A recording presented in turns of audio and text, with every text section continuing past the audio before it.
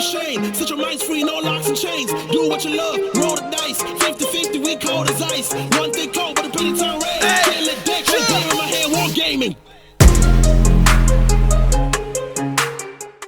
Hey, what's going on, guys? Welcome to Hobby Homies. That was a lag test. I was just getting their attention. Sure it was, dude. Everyone listening heard you loud clear. They heard my arms waving frantically. They heard. Yep. They might have actually. I'm Shane. I don't care. With me, as always, is Fox. Not as always. There's been, 2 episodes where I haven't been here? I'm going to say 2 a season. What do you mean? Nah, the last 2 seasons you've been present. I have not been present. I've been here. How many you've done early on when I had baby number 1? Yep, me and Churchy. You and Churchy. Baby number 2, me and Churchy. Yep. I did one Ollie, maybe? Oh, yes. Yeah, did you? Ollie's RPGs? Churchy's here too, by the way. Hey, Churchy's in the void. He's definitely in the void. I reckon I've done 4. Yeah. So, 1 a season. If you spread them out. I should have said on average. You've got me on a technicality. What are we doing today? Today we are talking about war games that just didn't grab us. Didn't land with us. Nah, just missed the mark. And now these aren't games that we'll never play. No, they're just games that we thought we would play immediately and haven't. And so if you do want to hear us talk about games that we haven't played, we'll never play. What was that episode called? Oh, these games suck. Yeah, games we will never play.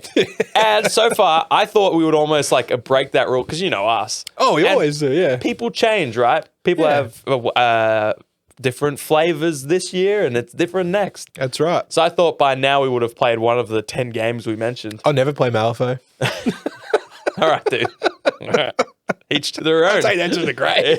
Yeah, you will. Next week, it's like, dude, I'm playing Malifaux. Yeah, you'll be like, oh, man. You know how I said never play Malifaux? Like, what I meant is... I never played the zombie babies. Yeah, I wouldn't play with the babies. That's probably good, dude. That's probably good. So these are probably games we've either bought into and then just didn't go anywhere else with it. Yeah. Or maybe our friends ran us through a game and we just didn't take off with it after that either. Yeah. So I want to know, I don't know what games you've picked. No, I don't know what games you picked. Oh, that's how we do it here, as previously mentioned in last week's episode, keeping it organic.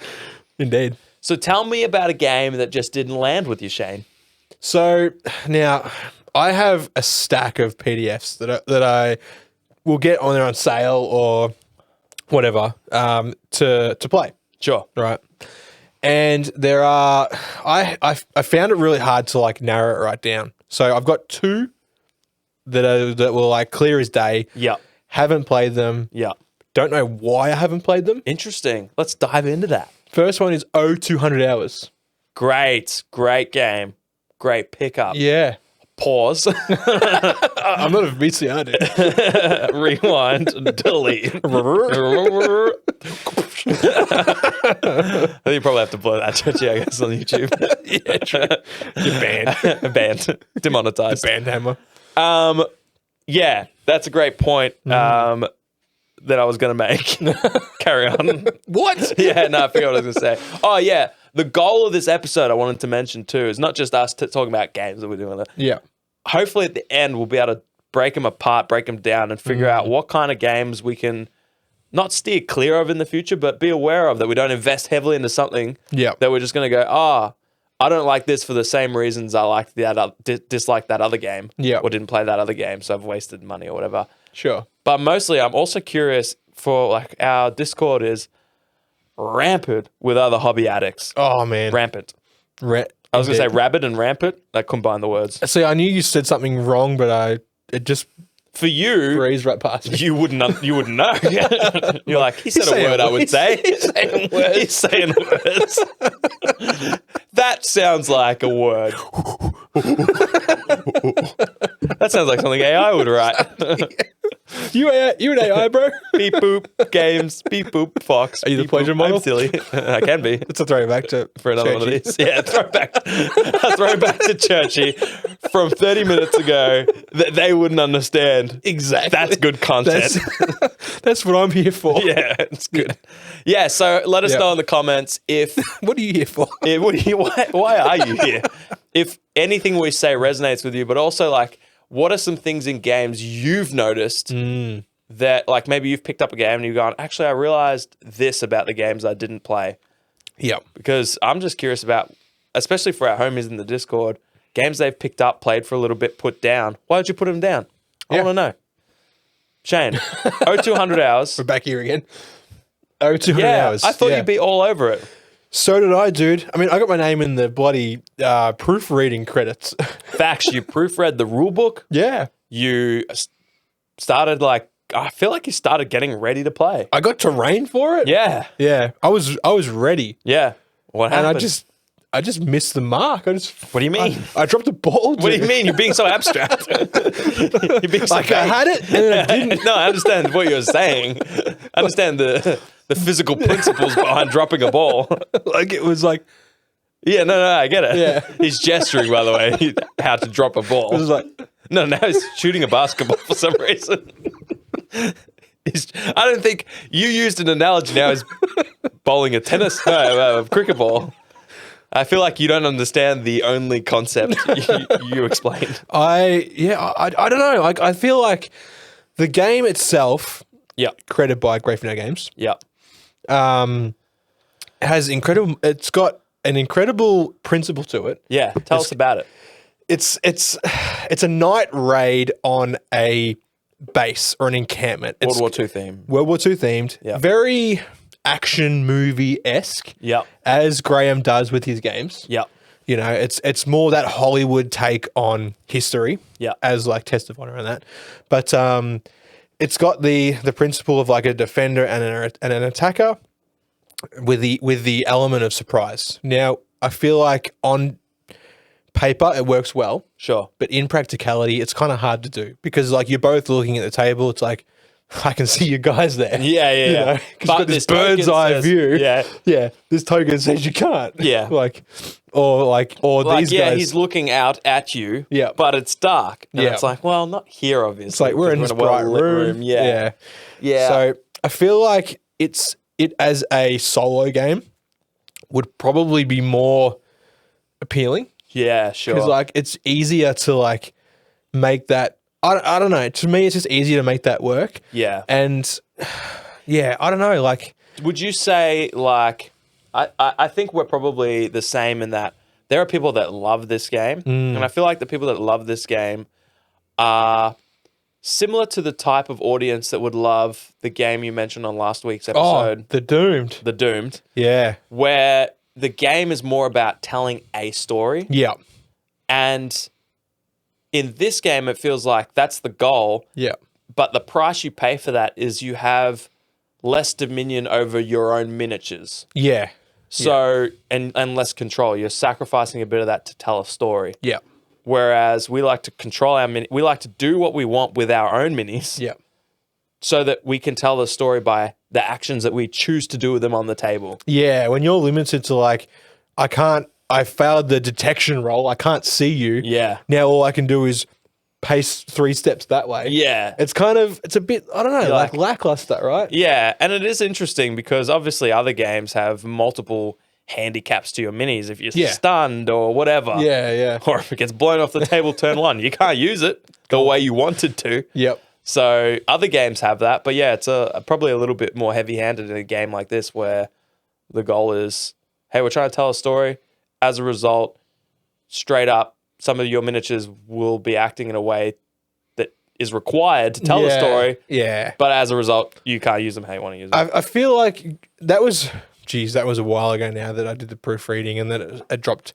But I feel like now maybe I could appreciate it more. Yeah. Like if I had everything and I had it in front of me and played a game, Yeah. I feel like I'd much appreciate that element of telling a story more than I would have earlier on. Yeah. You know what? Another thing I wager was a barrier for you playing that game? Sure. Yep. Is that it requires quite unique terrain. Definitely. It has to be World War II themed. Yep. 28 mil scale. Yep. Sure, if you got bolt action or whatever, that kind of works. But this actually needs to be like outposts, facilities, compounds. Yeah, fences, immaculate. towers. Yeah. The kind of stuff that doesn't actually work really that well in bolt action, big, large scale World War II games. It's quite hindering. Yeah. Yeah. Yeah. So like, yeah, once you invest in that, and I feel like, you and I now are both getting into Chain of Command again.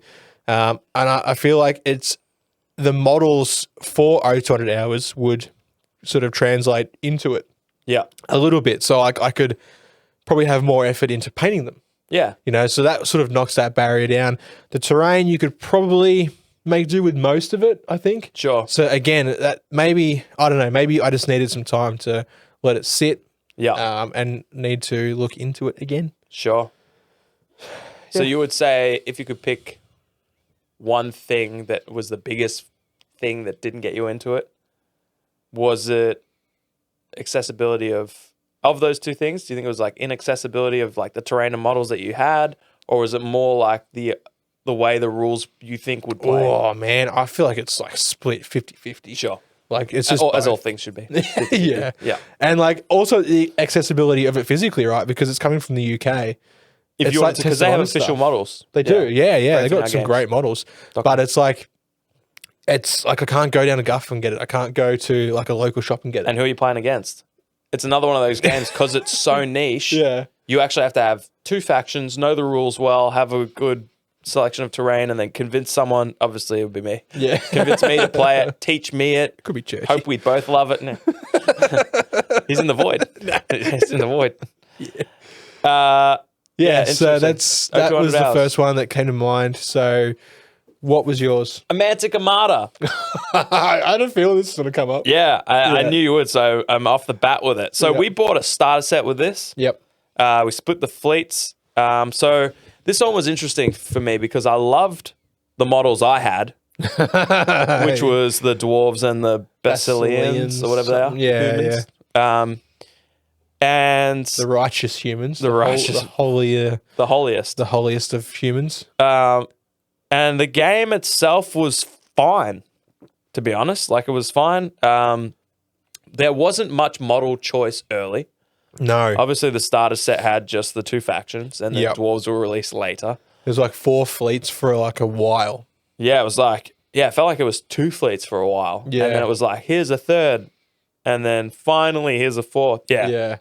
And the fourth one took a long time to come out, I feel like. Empire of Dust? Is it? Yeah. Yeah. It's the fourth one, yeah. Is that the Egyptian ones? Yeah. I feel like that's the fourth one. So that kind of hurt it a little bit because I had 2 fleets. You had the orcs, which, like, one of their ships looked good and the rest were kind of like a little bit out there. One of them had a bombing knocker on the front. Yeah, I know. We'll never stop talking about it. And I would say the only reason we played it is because, like, I enjoyed painting up the models. Yeah. And so once you paint up the models and use the little paper mat it comes with, like, you can get it to the table quite easy. Yeah. Yeah.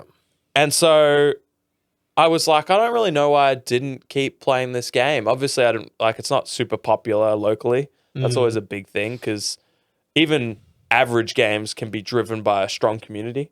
Yeah, definitely. Typically, an average game won't have a strong community, but you know, if there's 20 people playing whatever it is, it's like Infinity for the like Geelong community. It's a great game. What are you talking about? I'm not saying it's average, but it was a very niche game driven by like one dedicated dude. Yeah, who carried the whole scene. That's it. Yeah. And his passion brought in his close friends, and then you've got a passionate little core group, and they get their friends, and then people see it being played in a store, and yeah, exactly. It can get like any war game with a good scene is contagious. Oh yeah. Whereas this didn't have that at all. Had no scene. No. So Not it was Australia anyway. No. I only saw it stocked really at like, I think Guff initially. Yep. And then like a shop in Nambour in Queensland. Oh yeah, Heretics Haven? Heretics Haven, yeah. So I went in there and I was like, damn, they have a whole section for this. Yeah. I was like, that's crazy. Yeah. I said, you're out of your minds. So I discovered from this game, I was trying to think about like why I stopped playing it because I still got miniatures and there's a few that I want to finish painting and I'm like, it'd be cool. When we played the game, we were like, this is fun, this is fine. It translated well to a battle report on our second channel. Link in the description or go to hobbyhomies.com and no, that's not a good idea. The YouTube channel will take you here, of which you'll be able to find the second channel in the description. So I was like, on paper, again, like 200 hours, this game's great. And more so, we've got everything we need to play. However, I think I discovered that naval games in general are a bit too two-dimensional for me. Sure. It's a little bit. I sort of like the 3D nature of the other war games. Submarines and airplanes.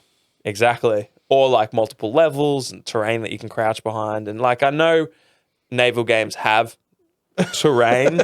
Yeah, but it's like an island. Yeah. Or a sandbar. They're quite... Yeah. It's the same thing with like rank and flank games. They're quite 2D as well. You're moving these big units and terrains are sort of just more like movement blockers than actual interactive terrain pieces. Yeah. And then I was like, well, if that's true, why do I love Fjord Serpents so much? But I think Fjord Serpents is a skirmish war game that takes place on the ocean.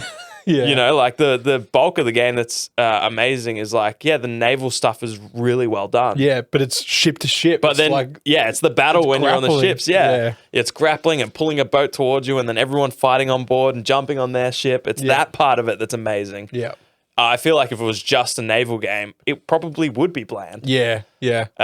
So from this game, I just discovered, I think the fact that it was naval when we got into it originally, like maybe if we jumped in now and it was new and fresh and the hype was high and they had 12 factions or whatever, then maybe it would be a different story. Maybe that would be enough, but I'm not sure. What if I've still got the Empire of Dust fleet? Oh, really? What if I bring it down, slap chop it, bring it down? It's up there. Okay. Oh, yeah. I never noticed that. Get it painted on the table. We have another crack. We try again. I've hyped you up somehow by telling you this is one of the games that didn't land with me. Now, I painted the Orc ships, right? Yeah. The bombing knockers, they were hard. They were hard emotionally. Yeah. Physically, the resin was awful. They just bend. That's true. That's another problem we had actually early on. The quality control was, I'll be honest, like a 1 out of 10. Oh, it was That's awful. probably a 3 out of 10. So, and it was my first time really using contrast. So I primed that bastard like fully white. Yeah. Brushed on the contrast. Yeah. And contrast did what contrast does. When you don't know how to use it. Gaslights you. Yeah. Because you're like, I painted that and I can see white spots everywhere. Yep. You know, it's like pulled in or I've missed them or whatever. I don't know. Someone's to blame. What if I slap chop these now? Yeah. Now that I know how to use contrast paint. Sure. Get them done. Yeah. Because the models are perfect for slap chop. Yeah. Oh, they beg for it. Oh, they're asking for it. I don't know about asking for it. Legally, I don't know about asking for it, but you're right. Yep. They're asking for it. Yeah. So, look, if you did that and you're like, hey, let's give it another crack, we would jump in with new rules. There's probably another pack or mission pack or something we can get. We could probably get ozwargaming.com.au to print us up some islands. Yes. And we definitely could give it another crack. The good thing about it now is we could play it and find the same problems with it. And then we know. And we haven't invested anything else. Then into it. It's not us, it's them. It's exactly. And then we can write them a letter and say, it's not us, it's you. Oh, yeah. Mantic. Yeah. Which, anyway. Go on. Oh, no, I'd be curious because, I think your heart has never been in it because the ships you got were garbage. That bombing knockers did. I know, dude. I feel for you, man. I'm saying, I'm sorry. Yeah. that I picked the good ships. One of them had a mouth. I know, dude. They all had mouths, actually. And then one had a cannon out of the mouth, one had a bombing knocker out of the mouth, and you were supposed to ram. Teeth. Huh? One had just like teeth. No, dude. You're explaining horror to me. Yeah. It's horrible. It's awful. Yeah. Yeah. All right, if you paint your Empire Dust, we'll give it another crack. Done. So, to me, I feel like we're never playing this game. Prove me wrong. Consider it done. What else you got? I got Majestic 13. Okay. The book over there. The book over there. Do we do an episode on it? I feel like I might have done an unfamiliar war game on it. Yeah, I like that. Yeah, I don't know. Like it's by Uncle Adam and Vince Venturella from YouTube. Did they cut their teeth on Rain in Hell? They did. Yeah, sure. That was their first one. Yeah. They've done 3 games now. There's a 4th one's like just come out. They've been busy. Their 4th one is Snarl? Death Wizards. Sure. Snarl is like their company. Snarling Badger is the actual company. Oh, they have a game called Snarl. I think it's like a zine. Oh, okay, sure. A Zine. Yeah. As you mentioned several times. It's a Zine. I know it's a magazine, but it's a Zine. Why? All right, so why haven't you got Majestic 13 to the table? I feel like now the game, it ticks all the boxes. It's sci-fi, but it's that retro sci-fi where it's like 1940s, 1950s, Roswell, Alien, Crash. It's like the golden age of like UFO, right? Yeah, it's almost got that what's the Secret Files thing called? XCOM.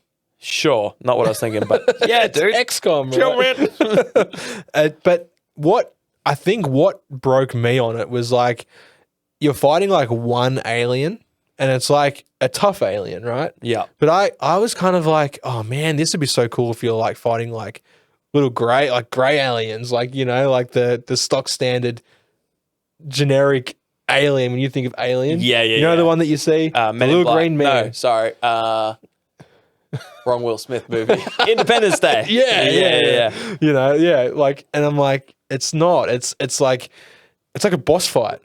Yeah, okay. You know, which I know it's the opposite to the Doomed, which we did last week. But it's different, right? Sure. It's like, I don't know. It's I don't know. I'd still like to get it on the table, but it's kind of the same thing. You know, it's just like there's just barriers, more so aesthetically, I think, for me. Okay. Like, I was so keen. I was like, perfect. I can paint some guys. Yeah. Like top hat, you know, like coat. Yeah. Like suit, well-dressed gentleman. A gentleman. An actual gentleman. Yeah. Fighting some aliens.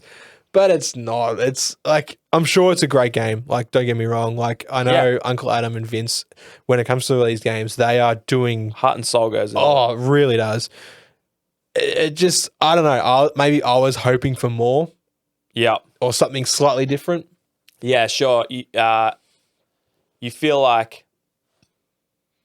I wonder, like, what's one thing that if you could cut down that barrier would have you playing the game? Like, say I could just deliver you all the miniatures for it. Oh, I'd play. So, do you think it's that? Maybe. Do you think it's... Because, like, what about, like, what miniatures we're going to use for, like, the alien? Like, a Tyrannid. I want to use something different. I don't want to use Games Workshop. I want to use something else. Like, I want to use... I had to use Games Workshop. Yeah, you did. Judge, you heard it. Yeah. You came at me so aggressive. You're like, what am I going to use for the aliens? The Hormigaunt? I don't want to use the Hormigaunt. I was like, I didn't say that. You said that. I don't know. Like, that's probably a barrier. Yeah. Like, it's like the miniatures, right? Like, even for, like, the crew or the warband or whatever you want to call them, the squad. Like, it's like, what am I going to use? Yeah, yeah. So it's so abstract, but it's almost like it's so close to being like easily accessible. Yeah, but it's not. Sure, it's like it's too different to what you already have. So it's not. It's miniature agnostic. It is, but it's not for you. No, you know, you can't just pull miniatures off the shelf and play with those. You know what I could do? What could you? I could get like almost like Dead Man's Hand or like cowboy-esque miniatures. Just give them sci-fi guns. So Fallout minis, you could use Minutemen, right? They're quite cowboy. Probably. Quite gentlemanly. Probably. They are quite gentlemanly. Yeah, they got all the stuff. Bells and whistles. All the stuff. They got all the stuff. All the stuff to be a gentleman. Yeah, they could be gentlemen. If they got chivalry in their heart, then they're gentlemen. Maybe. Sure. Yeah, maybe. Okay. Again, it's probably the same thing as like 200 Hours. It's like, it's just out of the vein that it's like hard to breach, right? You have to deliberately go out of your way yeah, to make this game work. Yeah. I can't be like, oh, I can use them and them. Cool, I'm done. Because that's what I aim for when it comes to buying miniatures and B, playing games. It's like, if I can buy something that I can like use for 2+ systems, that's a big win. Stonks up. Stonks up. Stonks up. Yeah. Red line, green line go up. Green line go up, red line go down. Yeah, that's it. Yep. Yeah, for sure. And you're right, that is the same with O200. Yeah. You've already got some World War II miniatures, but then you need the terrain. Yeah. And so you got to make that extra jump. Yeah. And then it's quite specific. Like, also, if you had miniatures for Majestic 13, would you really use them for much else? Or are they quite pinned into Majestic 13? Probably something like War Surge. Yeah. If you made that happen. Yeah, but you Organically, they don't feel like they seamlessly flow into other games. Nah. If that makes sense. Nah, they're very specific. It's almost like my Rangers of Shadow Deep miniatures. Like I painted up a stack of them, fantasy-esque enough, but kind of shoehorn them into these are for Rangers of Shadow Deep. Yeah. And I don't really use them for anything else. You haven't used them for anything else except for my amazing game, Calamity. Calamity. What a fantastic title, dude. Yeah, that's all. Anyway, so my other game. Is that all you had to say about Pretty much. Majestic 13? Pretty much. You feel like that's why I didn't get into it? I'm just a bad person. I know that. I chose Necromunda. Oh, damn. Because I've played this like twice, 3 times even. Sure. Every time with Rad. Yeah. Facilitating. Yeah. And which is awesome when someone has all the minis, all the models. It's like, hey, pick whatever you want. I'll make your squad. I'll teach you the rules. You just get to do the fun thing. Just be here. Yeah. Just be present. And I couldn't even do that. You couldn't. I also even bought the $500 Necromunda set. You're a madman. At one point. Sold it all. Because I'm a madman. Yep. And so that got me thinking. I'm like, all right, I've played it. I had all the miniatures. Excuse me. Nice. You're such a gentleman. I'm a minute You man. said excuse me. I am a minute man. Yeah. 1 minute man. What? Hang on. You specified the amount of minutes. I didn't. That was ambiguous. Yeah, so I've had everything. There was no barriers for me on the miniatures and terrain side. Yeah. So I was like, what is it that drew me to Necromunda, and then why don't I play it? So I think what draws me in is the power of Necromunda is it's so immersive. The weight of it, like the rules are so granular. Yeah. The sheer content, the sheer like amount of content for the game is amazing. You can, it's like RPG meets Wargames. It's got such a brilliant balance. It's campaign driven. Yeah. It really is like, it's like just that step more war game than like Inquisitor. Yeah. But it still shares like so many elements. Like I remember when we played up at Canberra for CanCon with Rad, and I think, was it one of your guys or one of Rad's guys? But someone was like rolling around on the floor trying to put themselves out of like they were on fire. I set you on fire. Oh, was it me? Yeah. Oh, maybe it was one of me. your things. I set you on fire. That's right. It took me so long to try and set my things were all about setting things on fire, and I hadn't managed to do it all game. And by this stage, I was so tired and so drunk that I was barely able to function. But I was so excited when I set you on fire. You rolled around, put yourself out, and stood back up. And I was like, what the fuck are we doing That's here? when you like slapped the can across the room. It was half full. And then you're like, oh no, it's like cleaning it up straight away. I had a can in front of me, a can of beer, and out of frustration, I smacked it across the room. And instantly, as soon as my hand hit it and it tipped, oh, that's full. I felt value. There was purchase in it. And so, and then I realized I just smacked a half full can across MJ's apartment. Yep. Great time. Great time. What a good weekend. I think I fell asleep on the couch for a little bit. Probably. And it wasn't even my turn yet. Rory slept in the car for like 5 hours. And it was like 9, I feel like. But yeah, probably 5. Yeah. Anyway, so I was like, all the power of Necromunda are also its barriers. Yeah. It is the Gloomhaven of war games. It has to be your everything. Yeah. I feel like you need to have like terrain, obviously, but it's quite specific terrain. You want immersive terrain, so you want to go into quite a lot of detail with it. The gangs are fine. You could just have, probably you would want at least 2 gangs with lots of options. Yeah. But it's also campaign driven, so you have to play it multiple times quite often to keep the rules fresh because the rules are so deep. So I feel like it's one of those all-encompassing games. Yeah. Where it's like, if you're playing Necromunda, that's the only thing you're playing if you can only play 1 game a week, 1 game every 2 weeks. Yeah. If you could play more often than that, then maybe it's Necromunda once a week and something else the second time a week. But it's one of those games that I just can't myself commit that hard to a singular game. Yeah. Because we cover so many games on the podcast. Oh man. But I would rather play many game instead of single game. Yeah. Why play 1 game when many game do trick? Exactly. Yeah. Yeah. And I feel like, if you want to get the most out of Necromunda, that immersive experience that it does better than almost any other game. Yep. You really need to be all in on it. Yeah, it really is an RPG in a game. Yeah. In a competitive game. And I feel like it does both well. Yeah. It does both tell a story, but also be competitive. Yeah. But that's like you said earlier, it's so granular, it's so crunchy. Yeah. Everything's a dice roll. Yeah. Yeah. In a vacuum, it's like a 10 out of 10 game. Yeah.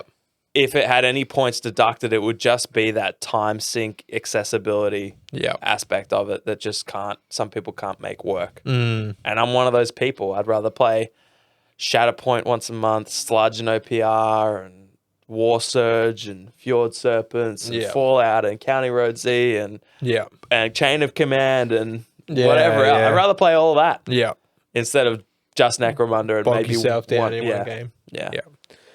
That's fair. Fair. That's why I can appreciate that it's an incredible game. Oh, yeah. One of the best out there.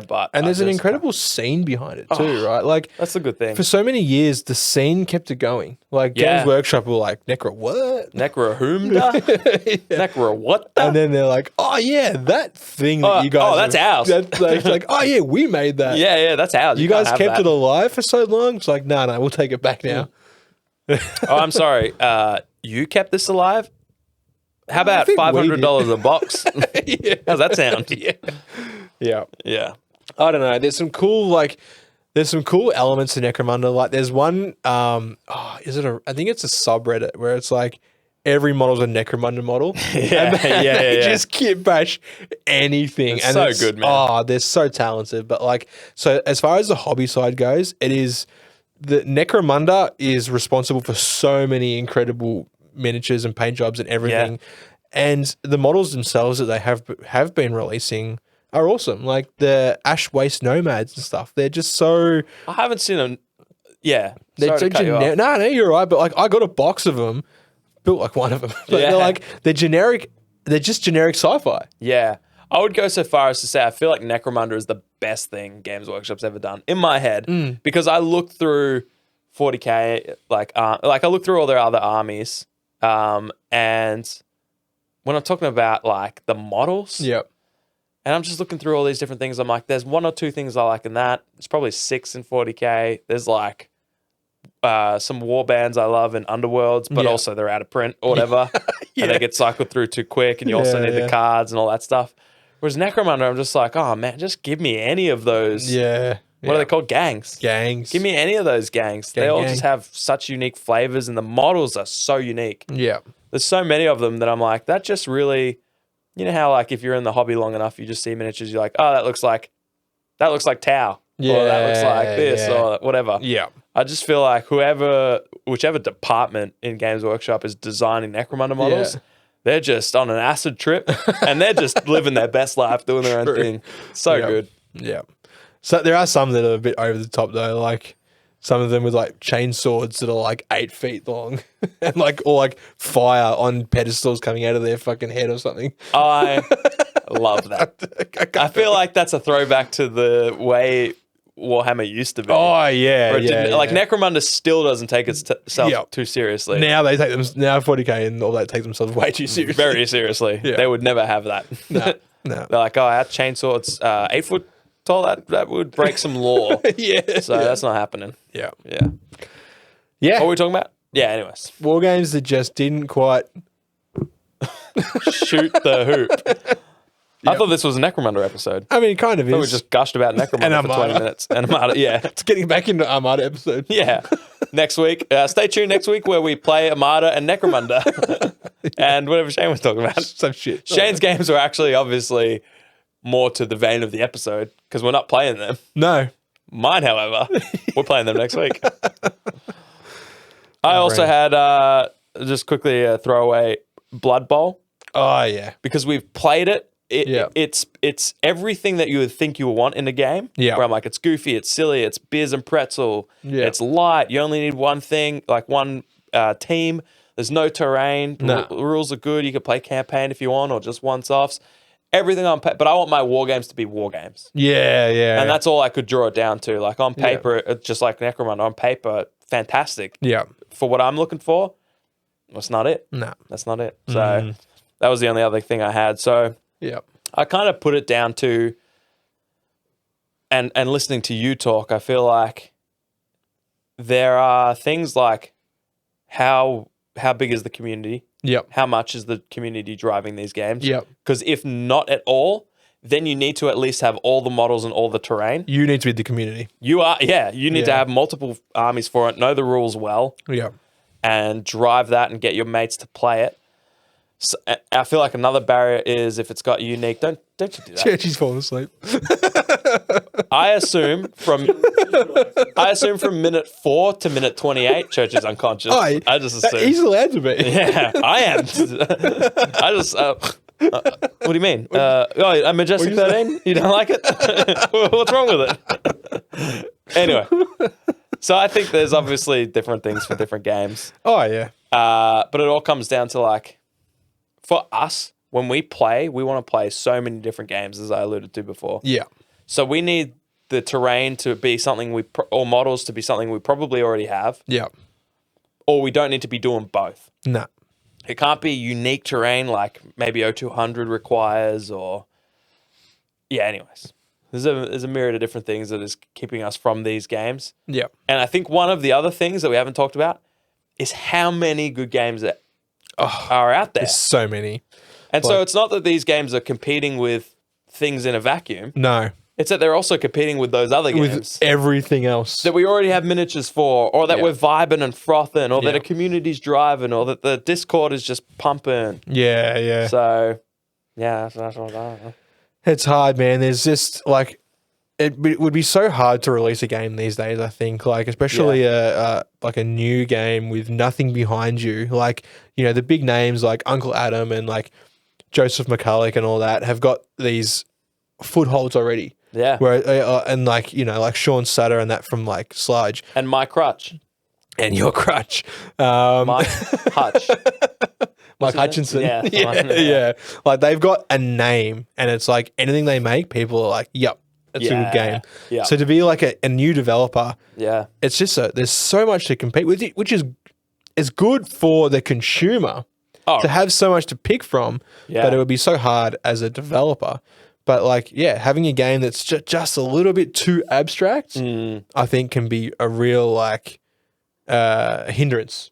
It's akin to video games. Like you could be an indie creator that makes this banger of a game, and it might not get discovered for years because people are playing the newest, I mean, not so much now, but the newest Ubisoft or Activision game. Or Blizzard game because they're the big tickets. So like they can release a 6 out of 10 and they'll have millions of players. You can release a 9 out of 10, you might have 1,000 players. I feel like that's changing as far as video games go. 100%, yeah. But it's definitely going to happen as far as indie games go. Yeah. And even the people we talked about. They're all indie developers. Yeah. The Blizzard Activision Ubisoft is one entity called GW. The company. The company, yeah. And we are but the mere expendables for the company. Not even an asset. No. Anyway, that's the games that didn't quite land with us. Yep. Sounds like we're playing some of them in the near future, but... They're going to have a go, right? Yeah, well, they'll compete with all the stuff we got going on at the moment, so... And that's probably the biggest thing is we can only pick 10 games this year. Realistically. And they didn't make the cut. So no, that's right. Curious to hear about what games didn't land with you and why. Yeah. Let us know in the comments here or the Discord. Yeah, you can find links to our Discord at hobbyhomies.com. From there, you can find links to our Facebook page, our Instagram page. You can email us if you feel like doing that. Or our Patreon page. Yeah, you can find us there for as little as $2 a month. I mean, you can find us there for free. You can join for free. But for as little as $2 a month, you get early access to videos like this one. Yep. And other content we make on our second channel, Hobby Homies. That's the Hobby Homies. Hobby Homies, But that's where we release all our video content, battle reports for all the weird and unique games we play. Some painting tutorials, stuff like that. Yeah, all kinds of wacky stuff. Yeah, a vlog. Shane went to a tank once. I went in a tank once. He went in a tank once. Shane was a tank once. And he went to PAX. I am become PAX. Yeah. Suss those out. If you want, for as little as or free. Or free, yeah. Whatever, up to you. No pressure. Please buy it. Massive shout out to our patrons for you. Without Church, you gonna put the thing? I just ask him every time now. Come on, man. Without There's the homies. There's the main homies. Tiger Claw, Mike D. Mike D. No, you got to. Legendary MJ Moose, Fat Boy Axe Annex, Real One. That's you, Numa, Goat, Burnsy, Fun Dinosaur, Hockers, Gridlock, Journeyman.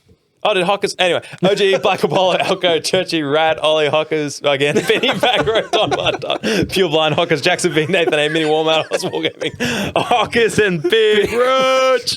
That was, what have you become? I am become Hockers. No, you're not. You're not. You're a mere shadow compared to Hockers. That's a fact. He's a man. That's a man. He's a man. There are men in our Discord. And then there are Hockers. And then there are Hockers, which is who all of our men's. He fights fires with his fists. With his hands. Yeah. Yeah, he whacks off fires from a distance. Imagine. I do imagine. Yeah. That's how I fall asleep at night. Thank you, Hockers, and all of our other patrons. You're amazing. We'll see you later. Thanks, Oz Wargaming too.